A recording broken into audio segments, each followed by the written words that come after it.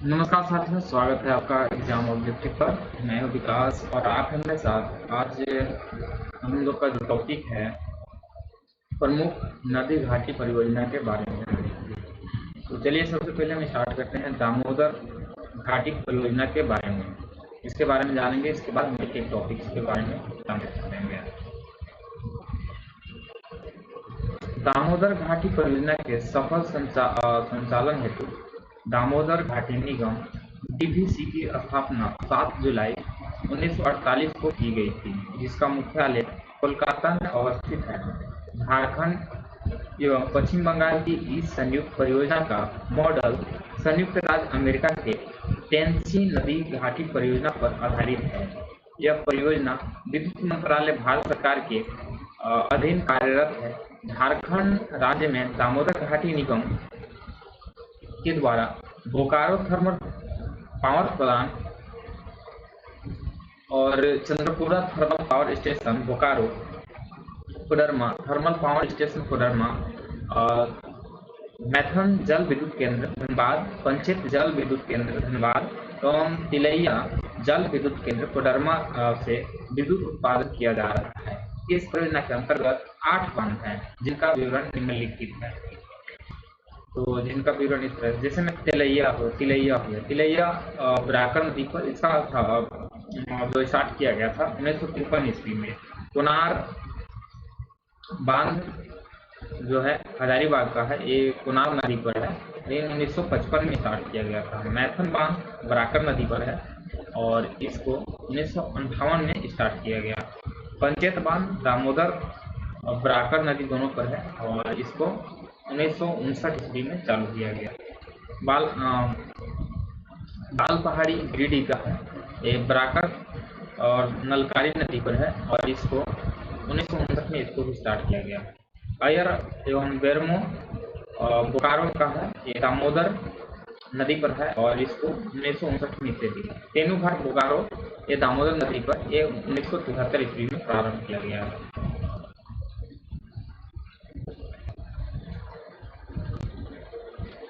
अब परियोजना के लाभ के बारे में जानते हैं कि दामोदर घाटी परियोजना जो है इसके लाभ क्या क्या है, उसके बारे में हम लोग समझेंगे। तो चलिए स्टार्ट करते हैं और इसके बारे में जानना। तो देखिए, दामोदर घाटी परियोजना के निम्नलिखित लाभ हैं। इसका क्या क्या लाभ है? तो पहला लाभ है झारखंड एवं पश्चिम बंगाल के बाढ़ प्रभावित क्षेत्रों से बाढ़ नियंत्रण का कार्य करना। दूसरा है 5 लाख हेक्टेयर से अधिक भूमि पर सिंचाई सुविधा उपलब्ध कराना। तीसरा जो है मृदा अपरदन को रोकना। और चौथा जो है विभिन्न बांध पर पन बिजली का उत्पादन करना। और पांचवा जो है मलेरिया जैसे मच्छर जनित रोगों को नियंत्रण करना। और छठा मत्स्य एवं पर्यटन गतिविधि को बढ़ावा देना। ये परियोजना के लाभ हैं। परियोजना से उत्पन्न समस्याएं, अगर इस परियोजना चालू किया गया है दामोदर घाटी परियोजना, तो इसका जो समस्या है वो क्या क्या समस्या है। पहला नंबर समस्या हम देखते हैं कि दामोदर घाटी परियोजना का मुख्य उद्देश्य क्षेत्र में बाढ़ नियंत्रण करना था, लेकिन अभी तक इस लक्ष्य को पूरी तरह से प्राप्त नहीं किया गया है। दूसरा का था क्षेत्र में वनों की कटाई तथा बांध क्षेत्र में वनों के डूबने से वन क्षेत्र में लगातार कमी हुई है। वनीकरण में कमी के कारण जलाशय में गाद की समस्या बढ़ गई है। ये दूसरा का समस्या हो गई। तीसरा का जो है इसके तहत स्थापित बांधों से पन बिजली का उत्पादन तापीय विद्युत उत्पादन की तुलना में कम है, क्योंकि बाढ़ नियंत्रण बांध को हर साल मानसून से पहले बाढ़ एवं भारी मात्रा में अवसाद के कारण संयंत्र को बंद करना पड़ता है। तो जो विद्युत उत्पादन हो रही है वो भी इसका कम है। अब स्वर्ण रेखा नदी घाटी परियोजना के बारे में हम लोग जानेंगे। तो देखिए, यह भी बहुउद्देशीय परियोजना की शुरुआत इसकी 1982-83 हुई थी। यह झारखंड के पश्चिम बंगाल एवं उड़ीसा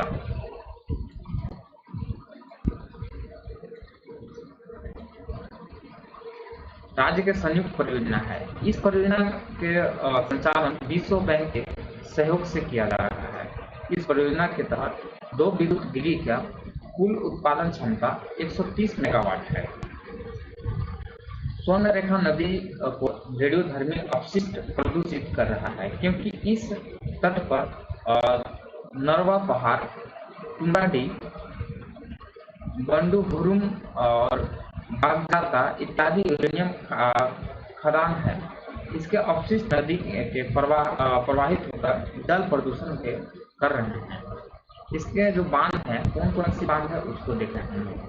जैसे स्वर्ण रेखा नदी का जो बांध है, गेतल शुरू हो गया, ये स्वर्ण रेखा पर ही, इसको 1971 में इसका निर्माण किया गया। चांडिल बांध है, ये स्वर्ण रेखा पर है, इसको 1982 में गालूडी पूर्वी सिंहभूम का है, यह स्वर्ण रेखा नदी पर ही, इसको 1983 में प्रारंभ किया गया। ईचागढ़ है, एक खरकई नदी पर है, इसको 1983 में, और सरायकेला खरसावां में है।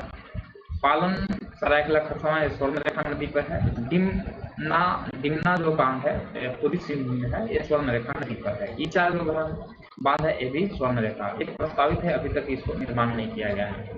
अब आगे जानते हैं मयूराक्षी परियोजना के बारे में। मयूराक्षी परियोजना क्या है? यह परियोजना झारखंड एवं पश्चिम बंगाल की संयुक्त परियोजना है। इसके अंतर्गत दुमका में मयूराक्षी नदी के तट पर मानसरोवर नामक स्थान पर कर्नाटक के सहयोग से वर्ष 1955 में मानसरोवर कनाडा बांध बनाया गया। इसके अलावा मयूराक्षी नदी पर तिलपारा बांध की अवस्थित है। अगला देखते हैं कोयलकारो परियोजना। यह परियोजना की शुरुआत 1973 ईस्वी में की गई, जो दक्षिण कोयल नदी एवं उसकी सहायक कारो नदी पर स्थित है। वर्तमान समय में यह परियोजना वर्ष 2003 से बंद है। कोयलकारो परियोजना के बारे में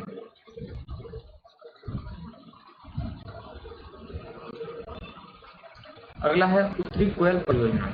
उत्तरी कोयल परियोजना में यह परियोजना के अंतर्गत गढ़वा जिले के कुटकू नामक स्थान पर मंडल कुटकू बांध एवं विद्युत ग्रिड निर्माण प्रस्तावित है। यह परियोजना का निर्माण कार्य सर्वप्रथम 1972 में प्रारंभ हुई थी, लेकिन इस परियोजना के पूर्ण होने पर झारखंड के पलामू एवं गढ़वा जिले के साथ साथ बिहार के गया एवं औरंगाबाद जिला तो 1,11,521 हेक्टेयर जमीन की सिंचाई सुविधा होने की संभावना है। इसके अंतर्गत मंडल बांध की क्षमता 1160 मिलियन क्यूबिक मीटर निर्धारित की गई है। अगला है परियोजना का क्रियान्वयन।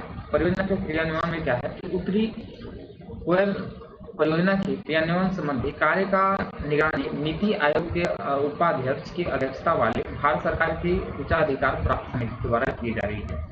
इसके बारे में कहा जाता है कि उत्तरी कोयल परियोजना की कुल लागत अभी तक 391.36 करोड़ रुपए आंकी गई है।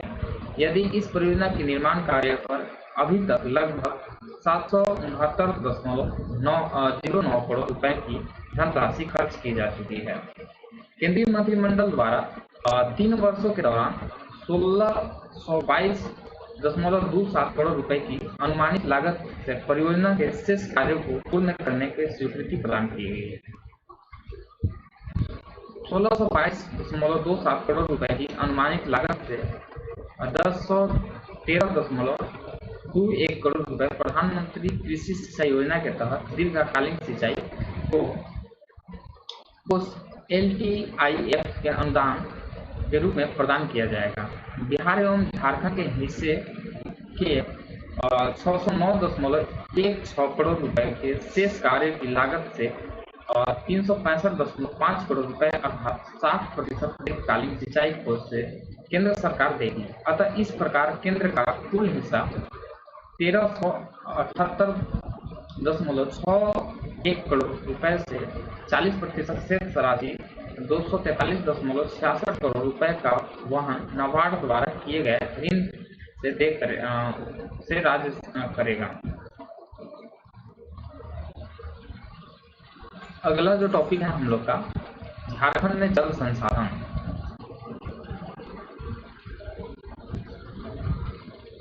झारखंड में जल संसाधन के बारे में हम लोग जानेंगे और इसके बाद देखेंगे कि हमारा किस तरह से झारखंड में हमारा जल संसाधन कार्य करता है, उसके बारे में हम लोग समझेंगे। देखेंगे। थोड़ा सा धुंधला है, एक नज़र में इसको है तो इसको भी खोलते हैं, तो यहाँ से पढ़ना स्टार्ट करते हैं। झारखंड आर्थिक सर्वेक्षण 2021-22 के अनुसार झारखंड में कुल वार्षिक भूमिगत जल 6.15 बिलियन घन मीटर एवं वार्षिक निष्कासन योग्य भूमिगत जल संसाधन 5.64 बिलियन घन मीट्रिक आंकलित किया गया है। वार्षिक निष्कासित भूमिगत जल 1.64 बिलियन घन मीटर एवं निष्कासन का प्रतिशत 29.13% है। पश्चिमी सिंहभूम, रांची एवं गिरिडीह जिला भूमिगत जल रिचार्ज एवं निष्कासन में शीर्ष 3 स्थान में है। वही दूसरी ओर कोडरमा, जामताड़ा एवं रामगढ़ क्रमशः निचले 3 स्थान में है। रांची, धनबाद एवं गिरिडीह जिला भूमिगत जल निष्कासन में आयतन की दृष्टि से क्रमशः शीर्ष 3 स्थान में है। भूमिगत जल निष्कासन के मामले में धनबाद जिला का स्कोर सबसे उच्च 67.12 है। सिंचाई की तुलना में उद्योग हेतु भूमिगत जल का अधिक प्रयोग करने वाले जिला में रामगढ़ 50%, धनबाद 49% और बोकारो 37.35% है।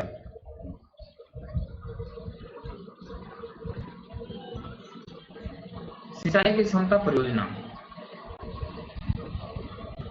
झारखंड राज्य में बृहद सिंचाई परियोजना द्वारा 13.7 लाख हेक्टेयर एवं लघु सिंचाई द्वारा 10.8 लाख हेक्टेयर अर्थात कुल 24.6 लाख हेक्टेयर भूमि सिंचित की जाती है।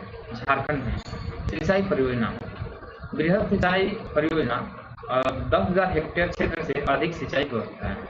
मध्यम सिंचाई परियोजना 2,000 से 10,000 हेक्टेयर सिंचाई व्यवस्था है। लघु सिंचाई परियोजना 2,000 हेक्टेयर क्षेत्र से कम सिंचाई व्यवस्था है। वर्तमान समय में झारखंड राज्य में कुल सिंचाई परियोजना की संख्या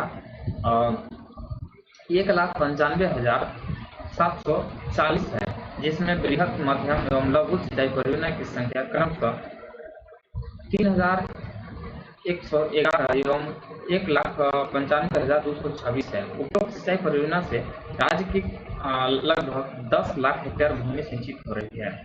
योजना के प्रकार। बृहद सिंचाई परियोजना की संख्या 3 है और इसकी क्षमता 1,60,210 है। मध्यम सिंचाई परियोजना 111 है और कुल बृहद एवं मध्यम सिंचाई परियोजना 114 है। लघु सिंचाई परियोजना सतही जल योजना 5369 है। भूमिगत जल परियोजना 1,42,547 है। कुल इतना है।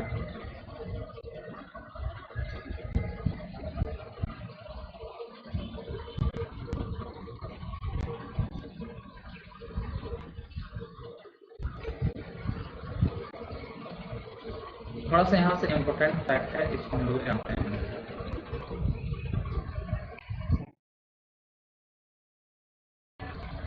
क्या आप जानते हैं झारखंड राज्य की गुमला जिला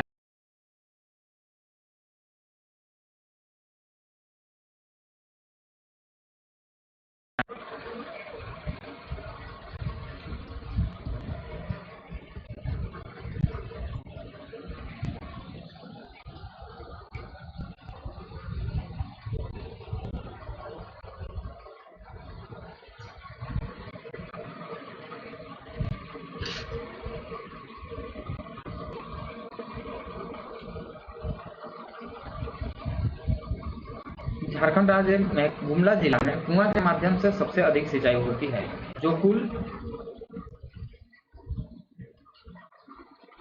सिंचित भूमि का 87.20 भाग है। गुमला जिले के बाद क्रमशः गिरिडीह, रांची, धनबाद, हजारीबाग, पूर्वी सिंहभूम एवं पश्चिमी सिंहभूम का स्थान आता है। झारखंड राज्य के देवघर जिला में तालाब के माध्यम से सबसे अधिक सिंचाई होती है। कुल सिंचित भूमि का 49.3% भाग है। देवघर जिला के बाद क्रमशः धनबाद, साहेबगंज, दुमका एवं गोड्डा का स्थान आता है। झारखंड राज्य के पूर्वी सिंहभूम जिला नहर के माध्यम से सबसे अधिक सिंचाई होती है। इसके बाद सरायकेला खरसावां स्थान आता है। झारखंड राज्य के लोहरदगा जिले में नलकूप के माध्यम से सबसे अधिक सिंचाई होती है, जो कुल सिंचित भूमि का 32.6% है। लोहरदगा जिले के बाद क्रमशः पलामू, हजारीबाग एवं गिरिडीह जिला का स्थान आता है। झारखंड के जिले में कुल कृषि योग्य भूमि में सर्वाधिक सिंचाई का प्रतिशत इस प्रकार है। पलामू 24.25%, देवघर 14.22%, गोड्डा 14.21%, हजारीबाग 10.51% एवं दुमका 9.47% है। Jharkhand hill area lift irrigation corporation limited Jhalco Ranchi की स्थापना 22 मार्च 2002 को विभिन्न लघु सिंचाई परियोजना के संचालन हेतु किया गया था। झारखंड राज्य में सिंचाई सूक्ष्म सिंचाई प्रणाली का उपयोग 44.399 हेक्टेयर भूमि पर किया जा रहा है, जिसके अंतर्गत 59% ड्रिप सिंचाई एवं 41% स्प्रिंकलर्स का प्रयोग किया जा रहा है। बृहद एवं मध्यम सिंचाई परियोजना अजय बराज परियोजना देवघर जामताड़ा में है और ये 5वीं पंचवर्षीय योजना के तहत इसको प्रारंभ किया गया। कोनार जलाशय परियोजना गिरिडीह, हजारीबाग, बोकारो के जिला में है। ये भी 5वीं पंचवर्षीय योजना के तहत प्रारंभ किया गया। पुनासी जलाशय परियोजना देवघर ये 7वीं पंचवर्षीय योजना के तहत प्रारंभ किया गया। उत्तरी कोयल जलाशय परियोजना पलामू में है और इसको 5वीं पंचवर्षीय योजना के तहत प्रारंभ किया गया। मयूराक्षी जलाशय परियोजना ये दुमका गोड्डा में है। चंदन परियोजना ये गोड्डा में है। कतारी जलाशय परियोजना और ये गुमला में है। ये 1981 में प्रारंभ की गई। घन सिगटोली जलाशय परियोजना एक गुमला में है।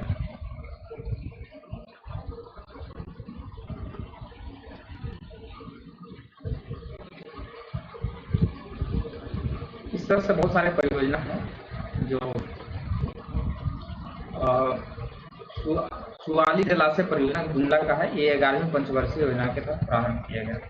और इसी तरह से है औरंगा जलाशय परियोजना ये 7वीं पंचवर्षीय योजना के तहत प्रारंभ किया गया। और स्वर्ण रेखा बहुउद्देशीय परियोजना ये पूर्वी सिंहभूम, पश्चिमी सिंहभूम पंचवर्षीय योजना और ये सरायकेला खरसावां के तहत प्रारंभ किया गया।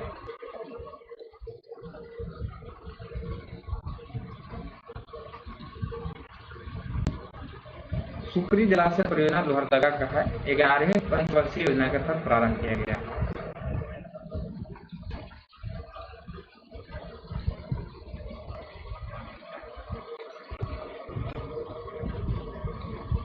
बस इंपोर्टेंट फैक्ट्स हम लोग देखते चलते हैं।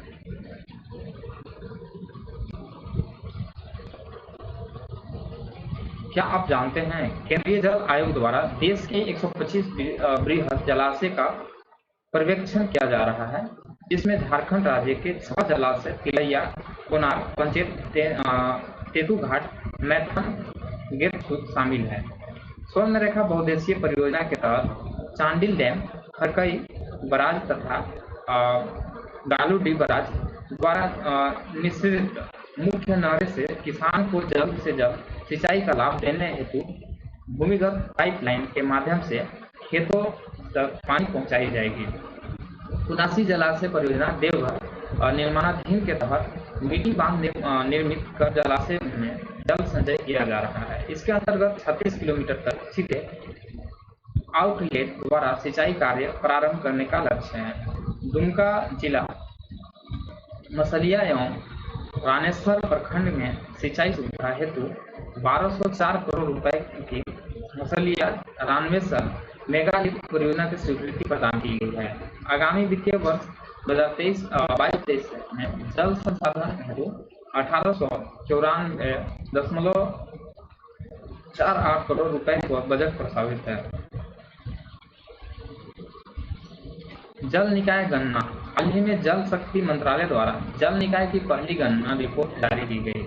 जल निकाय की गणना का 2017-18 में छठी लघु सिंचाई संगणना के संयोजन में की गई थी।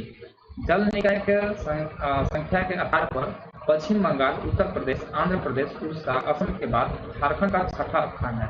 झारखंड राज्य में जल निकाय की कुल संख्या 1,07,598 है।